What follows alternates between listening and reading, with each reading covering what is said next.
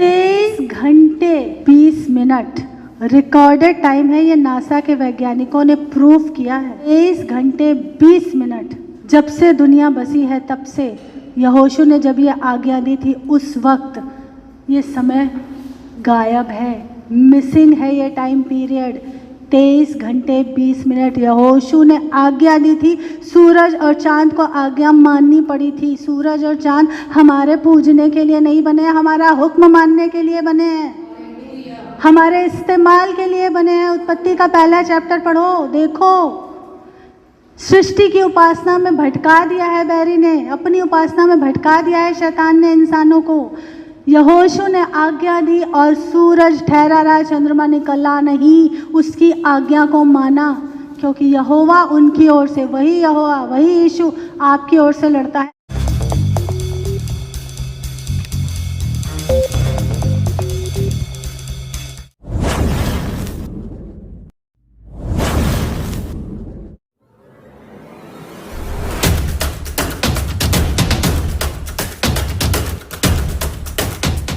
आज का जो हमारा वचन है ये है, दो तरह के चक्कर थे पुराना नियम में। एक तो ये था कि इजरायली चक्कर लगा रहे थे। कितने साल घूमे इजरायली? मिस्र से निकल आए 40 साल। दूरी कितनी थी? 11 दिन की, और 40 साल घूमते रहे। और दूसरा चक्कर जो था, जो यरीहो की शहरपनाह का लगाया था, वो किसने लगाया था? इजरायलियों ने ही लगाया था, यहोशू के नेतृत्व में। वो कितने दिन लगाया था? 6 दिन, और 7वें दिन गिर गई थी शहरपनाह। वो शहरपनाह गिर गई थी 7वें दिन। सच में हमें वही जीत के चक्कर लगाने। तो कभी भी कहीं भी कोई वचन सुनते, आजकल यूट्यूब पे इतने सारे मैसेज आ रहे हैं, लोग कंफ्यूज हुए जा रहे हैं, क्योंकि आजकल नकली धार्मिकता बहुत लोग दिखा रहे हैं। आजकल बहुत से लोग बता रहे हैं कि नहीं नहीं, हमें किसी की बुराई नहीं करनी है, हमें सिर्फ अपने यीशु की बड़ाई बतानी है। तो जब यीशु की बड़ाई बतानी है तो हमें ये भी तो बताना है कि भैया शैतान उद्धार पाए हुए लोगों के पीछे पड़ता है। पर क्यों पड़ता है? क्योंकि वो गिराए हुए स्वर्गदूत थे, जो गिराए गए थे, उन्होंने इस धरती के लोगों को आके भरमा लिया, और उनको, क्योंकि उसके अंदर अपनी महिमा की भूख थी, इसलिए उनको अपनी पूजा करवाना, अपनी आराधना करवाना सिखा दिया। उन स्वर्गदूतों ने खुद की आराधना करवाना इंसान को सिखा दिया।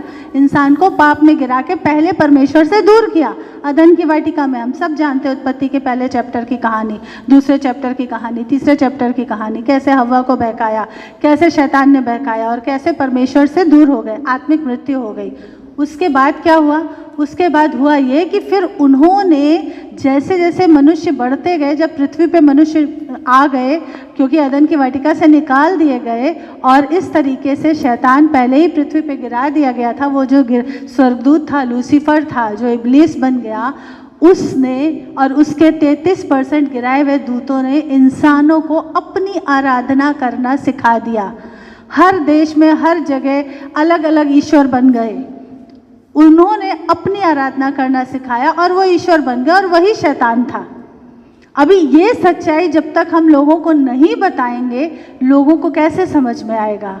अभी एक नया ट्रेंड चल रहा है क्रिश्चियनिटी में, आप सोशल मीडिया पे देख रहे होंगे कि नहीं नहीं, सबको विश करो, सबको। देखो, कोई आके आपको विश करता है, उससे लड़ना नहीं है, बिल्कुल सीधी सी बात है, उससे लड़ना नहीं है।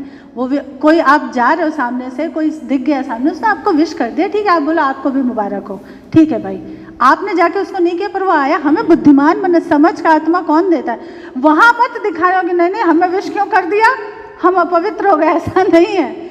लेकिन हमें उसमें पार्टेक नहीं करना है। जैसे भाई ने पूछा था कि मिठाई, हमने कहा मिठाई दुकान पे मिलती है, जाके आराम से लेके खाओ। और जो चीज़ उस मूर्ति के आगे नहीं रखी गई है, अलग है, उसको आप आराम से खा सकते हो, क्योंकि हम में से हर एक के घर में कोई ना कोई जुड़ा हुआ है। मेरा जब उद्धार हुआ था, मैंने मम्मी के घर में ही मूर्ति पे चढ़ा हुआ सब कुछ खाना छोड़ दिया था, और मम्मी को इस चीज़ पे बड़ी झुंझलाहट होती थी। कहती थी चला लो मायके में अपना नाटक यीशु वाला, ससुराल जाके देखेंगे कैसे चलता तुम्हारा ये यीशु वाला नाटक। मैंने कहा देख लेना, तुम भी आई हो, मैं भी आई हूँ, देख लेना कैसे चलता है, यीशु के दम से चलेगा, देख लेना कैसे चलता है ये यीशु वाला नाटक। तो लोगों को झुंझलाहट होती है, कोई बात नहीं, पर हमें तो सच, भाई आपने उसके आगे रख दिया, वो हम नहीं खा सकते। भले ही दोस्ती आपसे ना हो, चलेगा, ये फैसला लेना पड़ता है। दोस्ती टूटे टूट जाए, क्योंकि वो पिछले मैसेज में पास्टर ने बोला था ना कि जब वो हमारे साथ स्वर्ग नहीं जाने तो हम उनके साथ नर्क क्यों जाए। शैतान बहुत बहकाने वाली टीचिंग आजकल फैला रहा। अंत के समय मत्ती का 24 पढ़ के देख लो, अंत के समय में बहुत भरमाने वाली शिक्षाएं आ जाएंगी, सिर्फ बाइबल की थियोलॉजी से रिलेटेड ही नहीं। तो अब हम जो अन्य जाति से आते हैं, हम क्या सोचते हैं, वो भी तो कर रहे हैं। अरे बाबा, वो भटक गए तो तुमको अब प्रभु ने खड़ा कर दिया, अब तुम उनको रास्ता दिखाओ। मैं हमेशा कहती हूँ, मायके वालों ससुराल वालों को मस्का लगाना बंद कर दो, नहीं तो वो 40 साल वाले चक्कर लगाने पड़ेंगे, फिर ये जीत वाले 7 दिन वाले चक्कर नहीं लगा पाओगे। ये बहुत सोचने समझने की बात है। एक स्टोरी बताती हूँ। एक पास्टर साहब थे, वो सोचते थे कि चलो महीने में एक बार या 2 महीने में एक बार अपने बिलीवर के घर में कहीं जाके विजिट करके आना। वैसे भी पास्टर लोग बेचारे टाइम नहीं होता है, पर वो सोचते हैं कि चलो जा के विजिट करके आते हैं। तो एक बार एक विश्वासी के घर गए विजिट करने। तो भाई पास्टर आए तो क्या होता है ना कि होल से देखते हैं। पास्टर ने सबसे पहले टीवी बंद कर दो, पास्टर टीवी बंद कर दो। पास्टर है, एक पास्टर के आगे शर्म आई कि सीरियल देख रहे हो, गाना सुन रहे हो। प्रभु के आगे शर्म नहीं आई। चलो पास्टर का धोखा दे लो, प्रभु को कैसे दे पाओगे? परमेश्वर ने ऐसा किया था कि तुम्हारी पोल खोल दी पास्टर के आगे। तो गए पास्टर साहब अपने एक बिलीवर के घर में विजिट करने, बहुत अच्छे से स्वागत किया, खाना वाना खिलाया। फिर उनको वो चांदी की कटोरी में वो सोने का चम्मच, बहुत स्पेशल फील कराना है ना, तो वो सौंफ वगैरह देते ना, वो डाल के दिया। और देने के बाद खैर चलो प्रेयर वेयर करके पास्टर चले गए। अब उसके बाद वो जो सोने का चम्मच जो डाल के दिया था वो उनको नहीं मिल रहा था। बहुत ढूंढा घर में, बहुत ढूंढा, बहुत ढूंढा, बहुत ढूंढा। फिर बोले कि लास्ट टाइम पास्टर को ही दिया था। अब शर्म आ रही, पास्टर से कैसे पूछें, पर सोने का चम्मच है, पूछना तो पड़ेगा ना। बहुत विचार विमर्श किया पूरी फैमिली ने आपस में, अच्छा नहीं लगेगा, कहीं पास्टर बुरा ना मान जाए, क्या होगा पता नहीं। फिर फाइनली भाई सोने का चम्मच है तो चलो पूछ लेते हैं पास्टर को फ़ोन करके।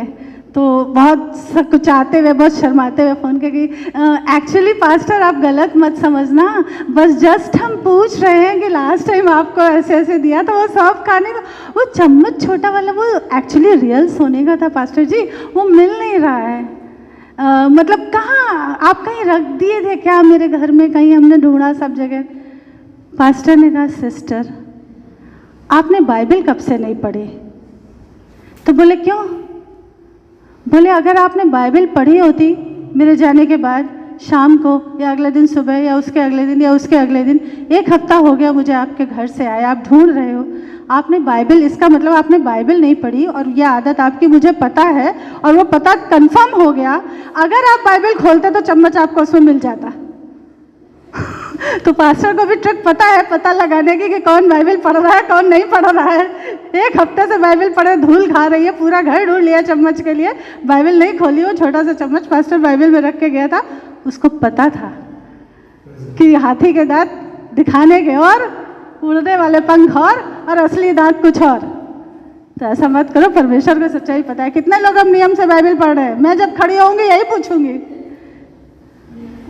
शुरू करो, क्योंकि तुमको ज़्यादा सीखना, तुम्हारी भलाई के लिए कह रही हूँ। तुमको एक नई पीढ़ी खड़ी करनी है। जब तक माँ स्ट्रांग नहीं होगी बच्चा कभी स्ट्रांग नहीं होता है। छोटे से सिखाना पड़ता है, और वो कब सीखेगा? जब तुम करो, तुम्हारी भलाई के। पीढ़ियाँ, आगे की पीढ़ियाँ, पुरुष की प्रार्थना बहुत ज़रूरी है क्योंकि वो परिवार का मुखिया है, लेकिन बच्चे को अगर आगे बढ़ाना है तो स्त्री को स्ट्रांग होना पड़ेगा वचन में। तो ये माँ की नैतिक जिम्मेदारी है अगली जनरेशन खड़ी करना। माँ ढीली होगी तो बच्चे मसीह में मजबूत नहीं बन पाएंगे, है ना? इसलिए एक पीढ़ी की जिम्मेदारी है हमारे ऊपर। आमीन। आइए वचन को पढ़ते हैं। निर्गमन का 12वां चैप्टर निकालिए, वहाँ पे करेक्ट है। उसका 38 वर्ष पढ़िए। मिली जुली भीड़। देखो जब इजराइलियों को निकालने के लिए मूसा और हारून खड़े हुए थे, परमेश्वर यहोवा की आज्ञा से, और फिरौन अनुमति नहीं दे रहा था, परमिशन नहीं दे रहा था, तो 10 आश्चर्य कर्म हुए थे। और वो सारे आश्चर्य कर्म ऐसे थे जो मिस्रियों के, जो उनके पूज्य माने जाते थे, जिन जिन चीज़ों को वो पूछते थे। फॉर एग्जाम्पल टिड्डियाँ आई थी, नील नदी एकदम लहू बन गई थी, सांप आए थे, ओले पड़े थे, मेढक घरों में घुस गए थे। ये सब चीज़ें क्या थी? वो बारिश के देवता को पूछते थे। वो नील नदी, एक ही नील नदी थी पूरे मिस्र में, उसको पूछते थे कि ये हमको जल देती है, ये देवी है, ये नदी है हमारी देवी है, ये हमको जल देती है। जो जो चीज़ों को वो कुछ मानते थे। परमेश्वर ने उन्हीं पे कुठाराघात, उन्हीं पे अटैक करके ये दिखाया कि मैं सर्वशक्तिमान यहोवा हूँ, मैं ही एकमात्र परमेश्वर हूँ, मैं ही इस सृष्टि का बनाने वाला हूँ। ये आकाश की बारिश, ये हवा, ये धूप, ये सूरज, चांद, ये मैंने तुम्हारे इस्तेमाल के लिए बनाए हैं। ये नील नदी मैंने तुमको दी है। और उस वक्त मिस्र जो था, मूसा के टाइम में, वो जादूगरों का अड्डा हुआ करता था, बहुत फ्लरिश था और सबसे ज़्यादा सोर्सरी चरम सीमा पे थी। जादूगरी वहाँ पे, जो विचक्राफ्ट होता है, जो तंत्र मंत्र होता है, वो वहाँ पे चरम सीमा पे था मिस्र में उस वक्त। जैसे आज साउथ अफ्रीका में हम लोग देखते हैं ना कि बहुत ज़्यादा है, उस वक्त मिस्र में बहुत ज़्यादा था। और परमेश्वर ने ये दिखाया, क्योंकि जब ये पूरा पढ़ के देखोगे इससे पहले के चैप्टर, तो जब मूसा की लाठी सांप बनी तो उनके जादूगरों ने भी सांप बना दिए ना, लेकिन हुआ क्या, मूसा की लाठी फिर हारून की लाठी उनको निकल गई। मतलब परमेश्वर ने हर आश्चर्य कर्म के जरिए ये दिखाया कि मैं ही सर्वशक्तिमान परमेश्वर यहोवा हूँ। जब पूरे मिस्र में अंधेरा छा गया तो केवल जहाँ पे गोशेन प्रदेश में इजरायली रहते थे वहीं उजाला था। और यहाँ पे हुआ क्या है, ये मिली जुली भीड़ निकली है। उस भीड़ में अरब के लोग भी थे, उस भीड़ में एसाव वंशी भी थे, क्योंकि बहुत से लोग वहाँ पे उस वक्त गुलाम के तौर पे रह रहे थे। खाली इजरायली नहीं थे, पर थे और दूसरे देशों के भी लोग, क्योंकि मिस्र, जैसे आज अमेरिका को आप समझो, सब भागे चले जाते हैं अमेरिका। यहाँ तो हम लोग आराम से 4 नौकरानी लगा के आराम से रह लेते हैं, वहाँ 1 नौकरानी लगाने में भी नानी मर जाएगी, सारे काम लोग खुद ही करते हैं। और अमेरिका करते हैं, एकदम नौकरों की तरह जुटे रहते हैं और अमेरिका इंडिया आके दिखाते हो। इससे अच्छा इंडिया में राजा बन के रहो, हर साल अमेरिका घूमने जाओ। बेवकूफ़ी है ये लोगों का माइंडसेट, अमेरिका ऐसे। उस टाइम पे मिस्र, तो सब मिस्र भागे चले जाते थे, तो सबको मिस्रियों ने दबा के रखा था। तो बहुत से मिली जुली भीड़, बहुत से ऐसे लोग थे जो इसी खेप में निकल के आ गए कि हम भी छूट जाए इनकी गुलामी से। और वो लोग ऐसे थे जो यहोवा के आश्चर्य कर्म तो देख रहे थे, पर दिल से यहोवा के मानने वाले नहीं थे। आज हमारी और आपकी दशा ऐसी ही है। हमारे आसपास, हमारे घरों में, हमारे मायके, हमारे ससुराल में मिली जुली भीड़ है। जब वो लोग हमें परेशान करते हैं तब तो हम, या तो होता है हम सरेंडर कर देते हैं, दब जाते हैं उनके आगे, या होता है हम बगावत, कुछ मेरी तरह होते हैं जो बगावती तेवर वाले होते हैं तो हम बगावत करते हैं, हम तो नहीं मानेंगे, हम तो अपने इश्यू को मानेंगे। कुछ कंप्रोमाइजिंग वाले होते हैं तो वो कंप्रोमाइज़ करते हैं, फिर उन्हीं को खुश करते रहते हैं, इंसानों को खुश करते रहते हैं। अच्छा, कुछ इतने ठंडे होते हैं कि अगर उनके घर वाले उनको परेशान नहीं कर रहे हो, कह रहे तुम तुम्हारा मानो हम हमारा मानते हैं, तो उनको अंदर से एक खौलाहट भी नहीं होती है कि अरे यार इनका उद्धार नहीं, हम तो स्वर्ग के रास्ते पे, ये बेचारे नष्ट हो जाएंगे। वो अच्छे लोग हैं, अच्छे कर्म कर रहे हैं, पर वो स्वर्ग के रास्ते पे नहीं है। वो अच्छे हैं इसलिए वो आपको तंग नहीं कर रहे हैं, आप जो कर रहे हो वो आपको करने दे रहे हैं, पर वो स्वर्ग के रास्ते पे नहीं है। उनके लिए कभी अंदर खौलाहट नहीं होती। मैं तो जब लाइटिंग और ये पटाखे और ये सब देखती हूँ तो मुझे अंदर से बहुत, मैं सच में रोती हूँ, प्रार्थना करती हूँ यीशु से कि प्रभु इनको कौन बचाएगा। आप दया नहीं करोगे तो कौन दया करेगा इनके ऊपर। ये किसी की नहीं सुनते, ये अपने आप को सर्वश्रेष्ठ समझते हैं। हम जब बताते हैं तो हमसे लड़ने लगते हैं। इनको कौन बचाएगा। आज अगर अभी यीशु आ जाए तो कितने नष्ट हो जाए, हमारे देश में कितने बचेंगे। अंदर से अगर आपको खौलाहट नहीं है ना, तो अभी आपको यीशु जैसा लेवल नहीं मिला। यीशु भीड़ को देख के तरस से भर जाता था कि ये ऐसे लोग, ऐसी भेड़ की तरह हैं जिनका कोई चरवाहा नहीं है।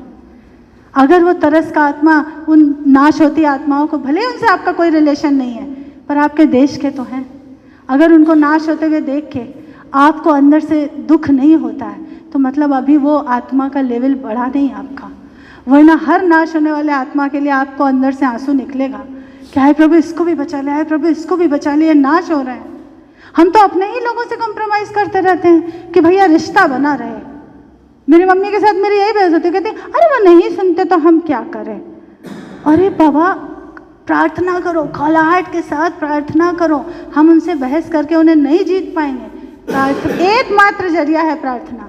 जब प्रार्थना करोगे तभी उन नाश होने वालों को बचा पाओगे। ये लोग निकले थे इसलिए इनके अंदर गुलामी की मानसिकता थी, क्योंकि इनके साथ मिली जुली भीड़ थी। और वही भीड़ थी जो पूरे जंगल में रास्ते में कुड़कुड़ाती थी, जो मूसा को उकसाती थी। जरा जरा सी कमियों पे, अरे मांस खाने को नहीं मिल रहा, अरे ये नहीं मिल रहा, अरे क्या रोज रोज मीठा मन्ना खा रहे हैं, अरे पानी नहीं है, अरे ये नहीं है, अरे तुम इसलिए निकाल रहे कि मार डालो, अरे उससे तो हम गुलाम ही अच्छे थे। ये जो कुड़कुड़ का आत्मा था ना, ये उस मिली जुली भीड़ की वजह से इजराइलियों में था। वो लोग उकसाते रहते थे, वो लोग पाप में गिरते थे और साथ में ये गिरते थे। इसलिए संगति सोच समझ के करो। भले ही तुम्हारे बचपन के दोस्त हैं, भले ही तुमने उनको 1000 बार गॉस्पेल बताया, नहीं सुन रहे हैं, पर अब एक समय आ गया कि फैसला ले लो कि भैया मेरे रास्ते अलग, तुम्हारे रास्ते अलग। दोस्ती ठीक है, पर जब तुम मेरे साथ स्वर्ग नहीं आ रहे तो मैं क्यों तुम्हारे साथ नरक आऊं? ये फैसले कठिन है पर हमें लेने पड़ते हैं। और इजरायली इसीलिए चक्कर लगा रहे थे। बेचारा मूसा तो इतना परेशान हो गया था कि कह रहा, प्रभु ने कहा इन सबको नाश करूंगा। मूसा कहता मेरा भी नाम जीवन की पुस्तक से काट दे। कितनी बड़ी बात बोल दी। कभी भी कुड़कुड़ाहट में ऐसा कुछ मत बोलना, कभी भी मत बोलना, अरे ठीक है नहीं जाएंगे स्वर्ग तो नहीं जाएंगे, ये शब्द भी मुंह से कभी मत निकालना। तुम्हारे आत्मा का स्वर्ग जाना बहुत ज़रूरी है। आज इस धरती पे आराम से खा पी रहे हो तो तुमको वहाँ की भयानकता पता नहीं है कि नर्क होता कैसा है, तुम्हें समझ नहीं आ रहा है। पढ़ो प्रकाशित वाक्य, बार बार पढ़ो। नहीं समझ आते कुछ चैप्टर प्रकाशित वाक्य के तो भी पढ़ो, तब समझ में आएगा कि आत्मा का स्वर्ग जाना कितना ज़रूरी है। और उसके लिए जो जो परमेश्वर ने तरीके बताए उनको फॉलो करना कितना ज़रूरी है। माफ़ करना बहुत ज़रूरी है। लोग माफ़ नहीं करते हैं, वो भी बहुत ज़रूरी है माफ़ करना। देखो शैतान के लोग हैं तो रिमोट कंट्रोल उसके हाथ में, और इन लोगों के ज़रिए से वो परेशान करेगा। अभी हमारी बिल्डिंग में पास्टर के जूते चोरी हो गए, पास्टर की एक सैंडल आज सुबह गायब हो गई, एक गायब हुई, जूते दोनों गायब हुए। तो ये काम कहाँ से हो रहा है? उन लोगों की बदौलत हो रहा है जो ऑलरेडी उसके, और शैतान किसी का सगा नहीं, जो उसको पूज रहे हैं उनको भी वो अपने साथ नर्क ले जाना चाहता है। उनको इसलिए तंग नहीं कर रहा है क्योंकि वो तो ऑलरेडी उसके पाले में है।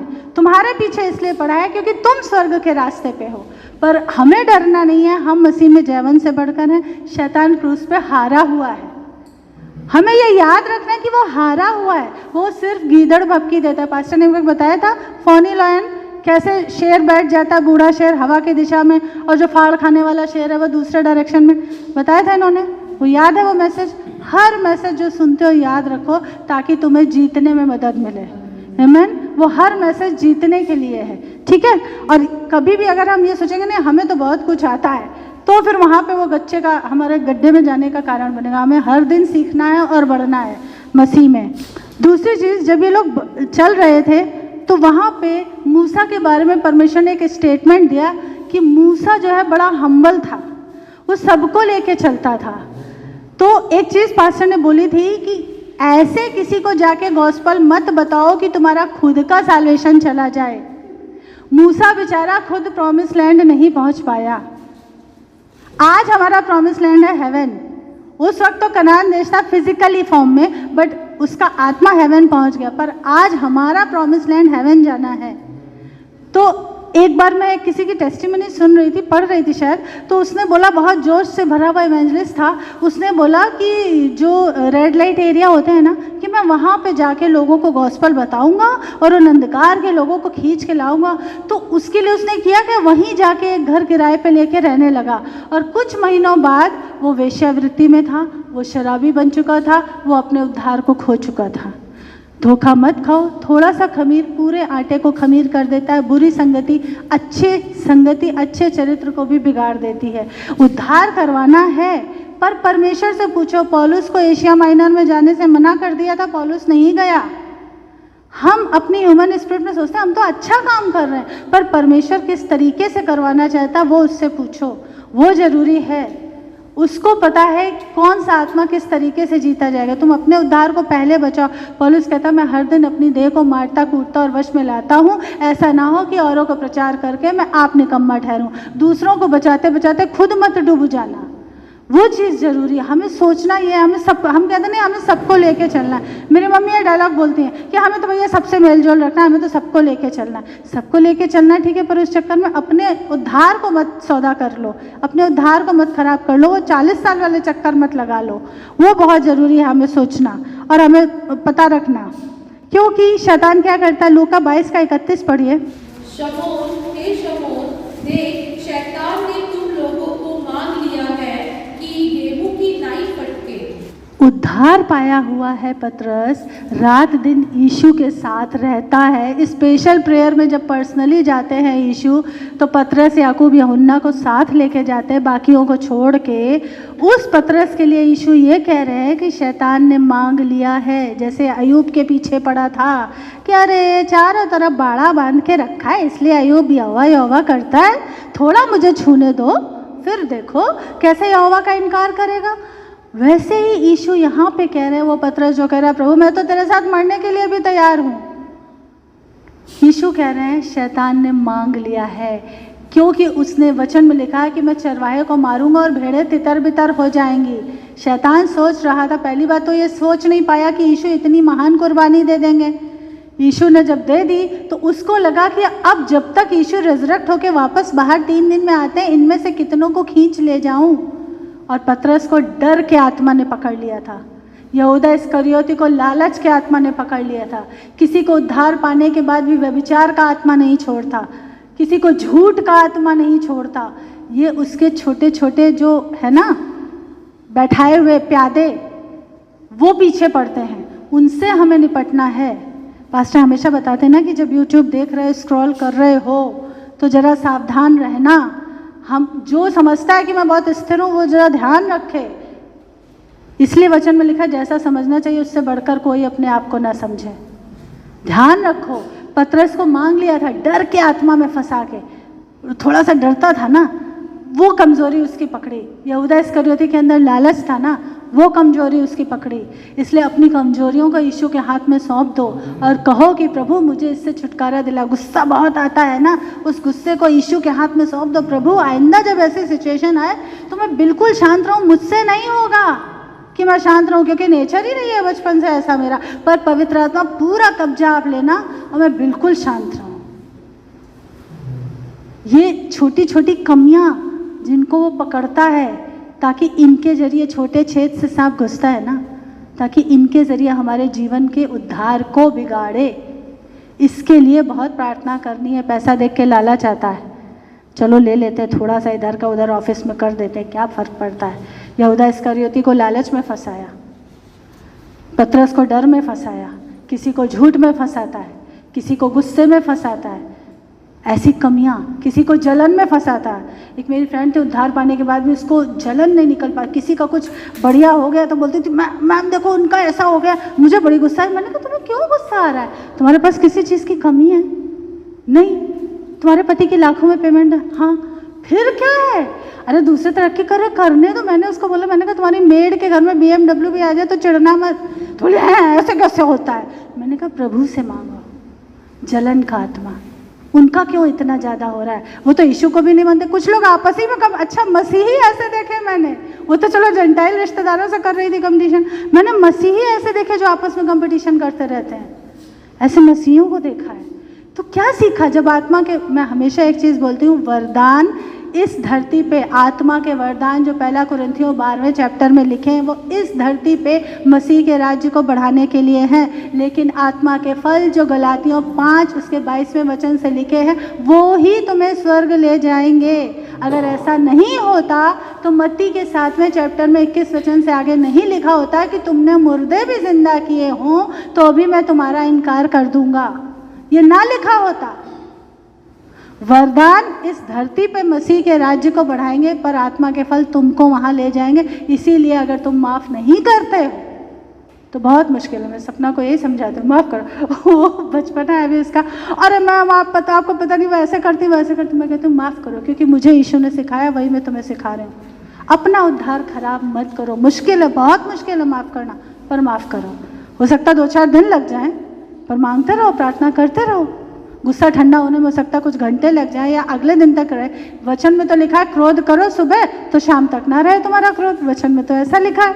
अच्छा चलो तुम दूसरे दिन तक भी शांत हो जाते तो भी ठीक है, पर प्रार्थना करते रहो उसके लिए। कई बार वही बात सोच सोच के गुस्सा आता है कि नहीं आता है? उन्होंने ऐसा किया था मेरे साथ, ऐसा किया था। होता है, लेडीज़ को होता है, रिलेशन में बहुत होता है, शादी के बाद ज़्यादा होता है। अभी तुमको उतना नहीं पता है। परमेश्वर ना करे कभी ऐसा कुछ हो, सब अच्छे से रहे, अच्छे लोग मिले, लेकिन होता है। उस वक्त परमेश्वर से मांगो, क्योंकि परमेश्वर खुद कह रहे हैं कि पकड़ लिया है, मांग लिया है। और इसके लिए बहुत ज़रूरी है कि हम वचन में स्थिर रहें। यहोशू 1:8 पढ़िए। व्यवस्था की पुस्तक तेरे चित्त से कभी उतरने न पाए, इसी में दिन रात ध्यान दिए रहना, इसलिए कि जो कुछ उसमें लिखा है उसके अनुसार करने की तू चौकसी करे, क्योंकि ऐसा ही करने से तेरे सब काम सफल होंगे। व्यवस्था की ये पुस्तक क्या है? ये बाइबल। उस वक्त केवल पुराना नियम था, केवल मूसा की लिखी हुई कुछ किताबें थी, ठीक है। तो उसके लिए यहोशू कह रहा है, लेकिन आज हमारे लिए वो पुस्तक क्या है? बाइबल है। कह रहा है ये तेरे चित्त से उतरने ना पाए, जब इसके अकॉर्डिंग करोगे तो सारे काम सफल होंगे, सब काम सफल होंगे सारे, और तब तुम विजेता बनोगे। यहोशू 6 चैप्टर उसका पहला और दूसरा वचन पढ़िए, उसके बाद इसका 10th वर्स पढ़िए। और यहोशू ने लोगों को आज्ञा दी कि जब तक मैं तुम्हें जय जयकार करने की आज्ञा न दूं, तब तक जय जयकार न करो, और न तुम्हारा कोई शब्द सुनने में आए, न कोई बात तुम्हारे मुंह से निकलने पाए, आज्ञा पाते ही जय जयकार करना। जब तक परमेश्वर ना कहे मुंह से एक शब्द भी मत निकालना। होता क्या है, कई बार जब कई प्रार्थनाओं के उत्तर आने लगते हैं, हम मसीह में बढ़ने लगते हैं, हमें कई बार पता भी नहीं चलता है, और घमंड का दुष्ट आत्मा कब्जा करता है। घमंड की एक खासियत होती है, जिसके अंदर होता है उसको नहीं पता चलता, कभी नहीं पता चलता, वो व्यक्ति जान ही नहीं पाता कि मुझ में घमंड है, लेकिन सामने वाले को ये दिखता है। परमेश्वर ने किसी के विषय में मुझे दिखाया था सपना कि इसके लिए प्रेयर करो। सपना मतलब ड्रीम, अपनी सपना नहीं, तो इसके लिए प्रेयर करो।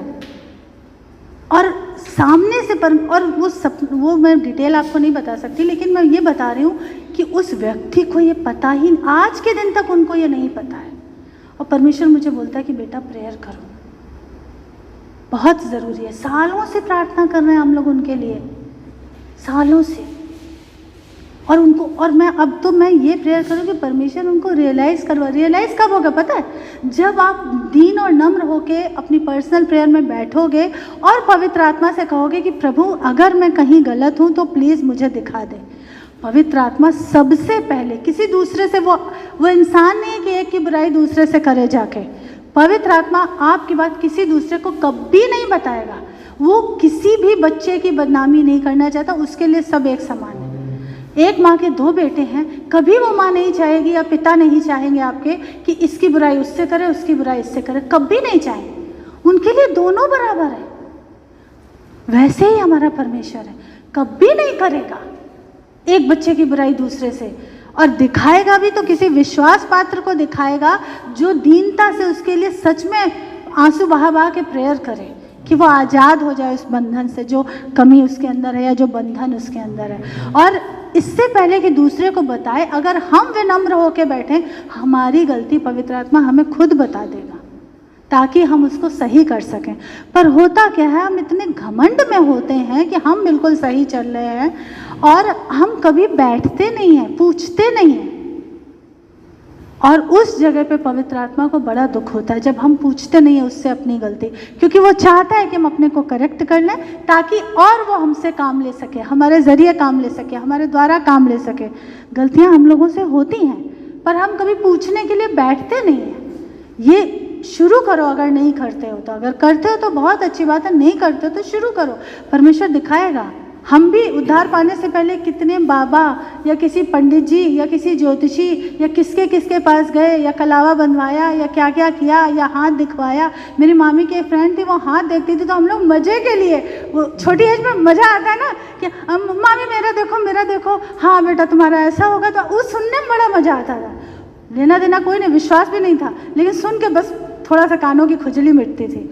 वो सारे पाप, वो सारे अपराध परमेश्वर के सामने जब बैठोगे तो याद दिलाएगा, और उनके लिए माफ़ी मांगना। और उद्धार पाने के बाद भी कहीं अगर भूल चूक होती है, वो भी परमेश्वर पवित्र आत्मा बताता, उनके लिए माफ़ी मांगना। वो आंटी बताती, बेटा बिल्कुल जैसे पिक्चर चलती है ना प्रोजेक्टर पे, ऐसे एक एक सीन मेरी आंखों के सामने आता गया, और मेरे आंसू निकलते गए कि हाय मैंने कितना विश्वासघात किया उस परमेश्वर का, प्रभु मुझे माफ़ कर, प्रभु मुझे माफ़ कर। एक एक चीज़ बिल्कुल यानी पिक्चर की तरह चलती गई, और मुझे एक एक चीज़ के लिए मैंने माफ़ी मांगी। हमने भी तो ये सब किया है, हमने भी तो उसको बार बार क्रूस पे चढ़ाया है, जब जानते नहीं थे तब भी, जानने के बाद भी। इब्रानियों में लिखा है ना कि जान के भी अगर करते हो, इसका मतलब तुम बार बार मसीह को क्रूस पे चढ़ाते हो और उस अनुग्रह के आत्मा का अपमान करते हो, क्योंकि अनुग्रह के द्वारा विश्वास से तुम्हारा उद्धार हुआ। तुमने उद्धार पा लिया, तुमने बपतिस्मा ले लिया, फिर भी मायके जाके तुमने 30 त्यौहार मनाए, तुमने उन लोगों को खुश किया। इन बातों के लिए कभी माफ़ी मांगी है? नहीं मांगी, तो अब मांगो कि प्रभु उद्धार पाने के बाद भी मैंने ये किया। मैंने एक बार बताया था, मेरी एक तेलुगु फ्रेंड थी हैदराबाद में, बोल रही थी कि मेरे चाचा लोगों का उद्धार हो गया, फिर भी उन्होंने अपने बच्चों की हिंदू लोगों से और हिंदू रीतियों से शादी कर दी। उद्धार पाने के बाद भी तुम कैसे उस हिंदू रीति से शादी में गुजरे? तुमको शर्म नहीं आई अपने परमेश्वर के आगे? क्या मुँह लेके यीशु के सामने जाओगे? अरे अभी भी समय है, माफ़ी मांगो। वो मुझे पूछ रही है कि स्मृति मैम ऐसा क्यों किया उन लोगों ने?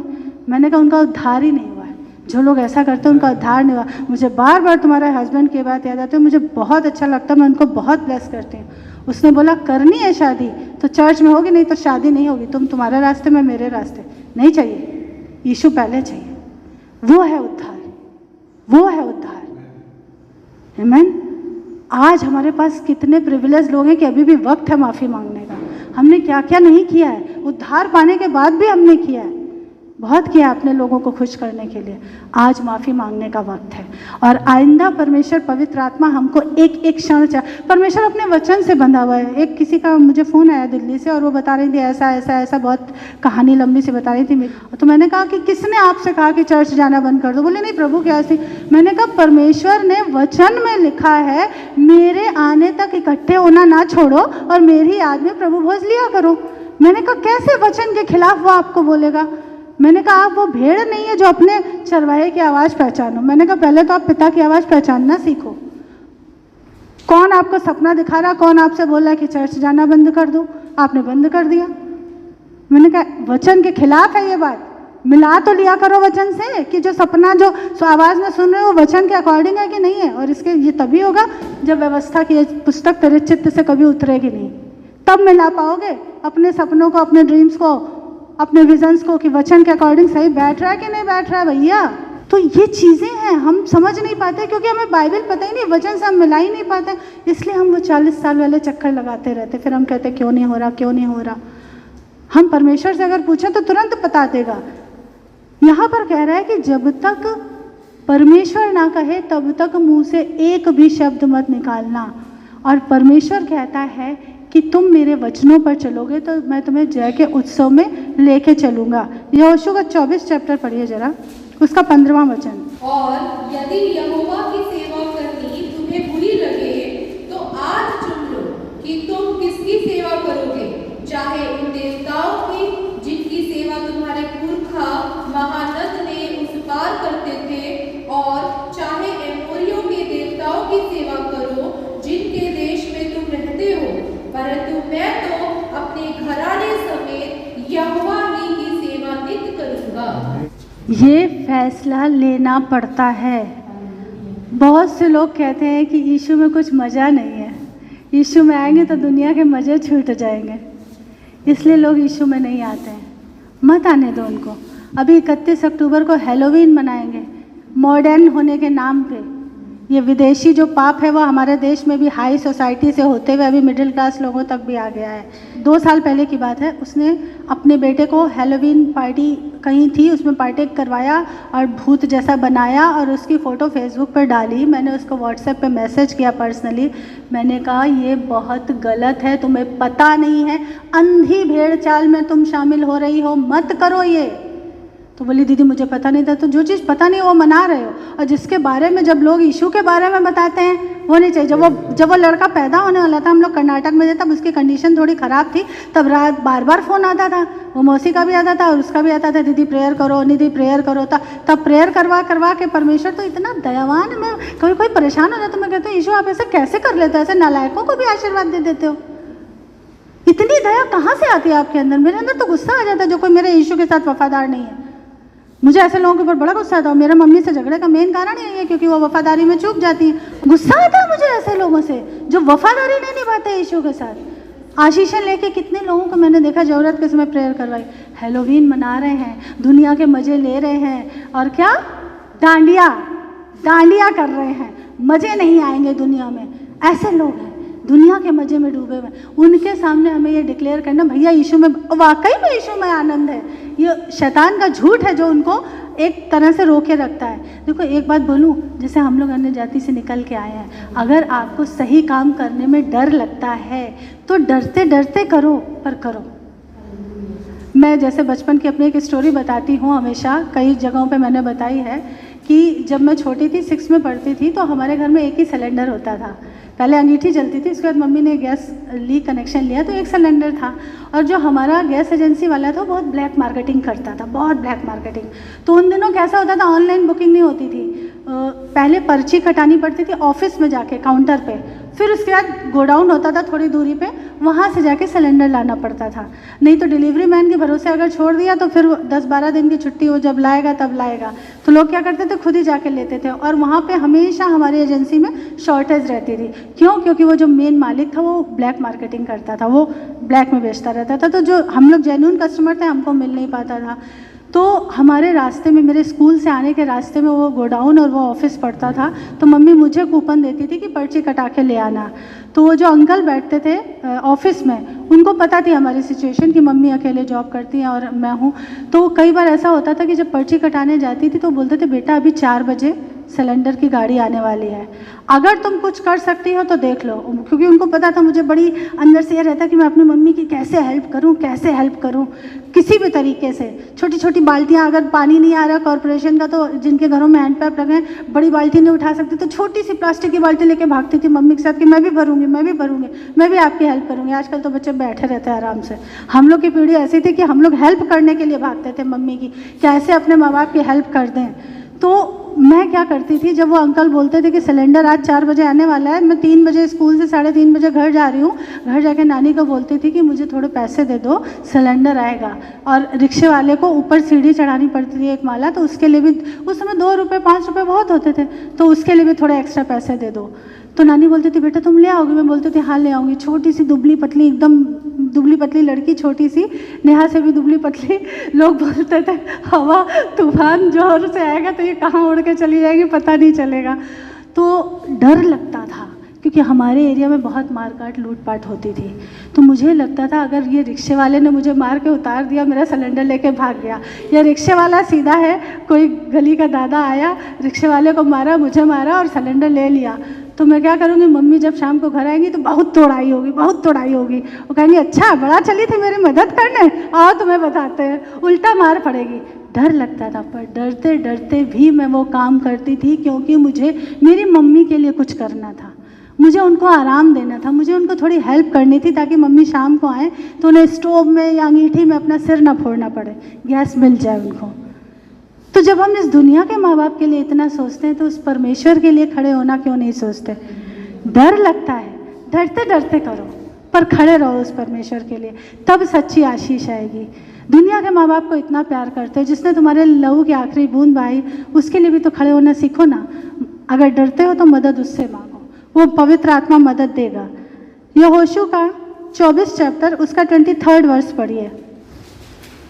यहोशू ने कहा, अपने बीच में से पराये देवताओं को दूर करके अपना अपना मन इस्राएल के परमेश्वर यहोवा की ओर लगाओ। ये काम हमें करना है। वो पराये देवता कुछ भी हो सकते हैं, हमारे अपने नेचर की कमियां भी, जरूरी नहीं कि कोई इस पर्टिकुलर स्टैचू या कोई आइडल ही हो। वो चीज़ें जो हमारे अंदर एक मूर्ति बन बैठी हैं, उन चीज़ों को दूर करना है। परमेश्वर से कहना है कि मुझे सिर्फ आप पे चित्त लगाना है। और जब हम ये करेंगे, यहोशू का 10 चैप्टर खोलिए, उसका 12 वर्ष से पढ़िए जरा। और उस समय अर्थात जिस दिन यहोवा ने एमोरियों को इस्राएलियों के वश में कर दिया, उस दिन यहोशू ने यहोवा से इस्राएलियों के देखते इस प्रकार कहा, हे सूर्य तू गिबोन पर और हे चंद्रमा तू अय्यालोन की तराई के ऊपर थमा रहे। और सूर्य उस समय तक थमा रहा और चंद्रमा उस समय तक ठहरा रहा, जब तक उस जाति के लोगों ने अपने शत्रुओं से पलटा न लिया। न तो उससे पहले कोई ऐसा दिन हुआ और न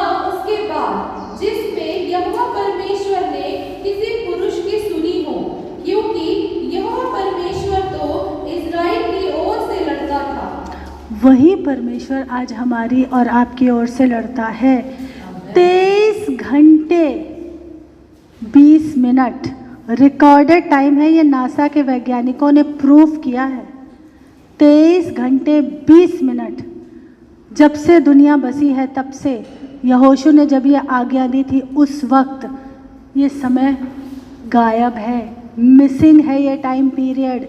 23 घंटे 20 मिनट यहोशू ने आज्ञा दी थी। सूरज और चांद को आज्ञा माननी पड़ी थी। सूरज और चांद हमारे पूजने के लिए नहीं बने, हमारा हुक्म मानने के लिए बने हैं, हमारे इस्तेमाल के लिए बने हैं। उत्पत्ति का पहला चैप्टर पढ़ो, देखो सृष्टि की उपासना में भटका दिया है बैरी ने, अपनी उपासना में भटका दिया है शैतान ने इंसानों को। यहोशू ने आज्ञा दी और सूरज ठहरा रहा, चंद्रमा निकला नहीं, उसकी आज्ञा को माना, क्योंकि यहोवा उनकी ओर से, वही यहोवा वही यीशु आपकी ओर से लड़ता है। अगर इससे पहले यहोशू का स्टेटमेंट था, मैं तो अपने घराने समेत यहोवा ही की सेवा करूंगा, तुम चुन लो तुम्हें क्या करना है, तुम देख लो तुम्हें क्या करना, मैं यहोवा के पीछे चलूंगा। इसलिए उस यहोशू का स्टेटमेंट सूरज और चंद्रमा को मानना पड़ा, और ये रिकॉर्डेड है, साइंटिफिक चीज़ है। और बाकी के जो 40 मिनट थे वो आप 2 किंग उसका 20 चैप्टर पढ़ के देख लीजिएगा घर पे। दूसरा राजा उसका 20वां चैप्टर। हिजकिया जब बीमार हुआ था और यशाया नबी से उसने प्रार्थना करने को कहा था, और यहोवा ने कहा था कि ठीक है मैंने तेरी प्रार्थना सुन ली हिजकिया राजा की। तब हिजकिया ने कहा था मुझे साइन बता, तो उसने कहा था सूरज घड़ी जो है वो 10 अंश पीछे जाए कि आगे जाए। उसने कहा आगे जाना कौन बड़ी बात है, पीछे जाके दिखाओ प्रभु तो मैं चिन्ह की तरह मानूंगा। जैसे गिदोन ने साइन मांगा था, वैसे हिजकिया ने कहा था 10 अंश पीछे चला जाए, और वो हो गया था। वो 40 मिनट भी मिसिंग हैं, ये रिकॉर्डेड है नासा के पास। वो 40 मिनट यानी टोटल 1 दिन मिसिंग है। 23 घंटे 20 मिनट वो और 40 मिनट ये। कैलकुलेट, हमारी बाइबल साइंटिफिक है, कोई अंधविश्वास के तौर पे बनाई हुई चीज नहीं है, रियल वचन है, रियल परमेश्वर है, जिंदा खुदा है। 1 दिन पूरा 23 घंटे 20 मिनट उधर, 40 मिनट इधर हिचकिया के, पूरा 1 दिन मिसिंग है जब से सृष्टि बनी तब से अब तक। और ये प्रूफ है, रिकॉर्डेड है। जब हम ऐसा करेंगे, जब हम यहोवा के पीछे पूरे मन से चलेंगे, तब हम हिस्ट्री मेकर बनेंगे, हम इतिहास रचने वाले बनेंगे।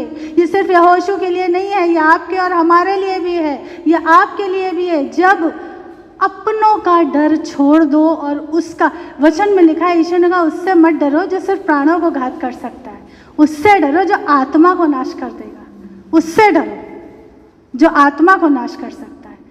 जब हम उसके पीछे खराई से चलेंगे तो हम हिस्ट्री मेकर बनेंगे। आजकल लुभाने वाली टीचिंग बहुत आ गई है।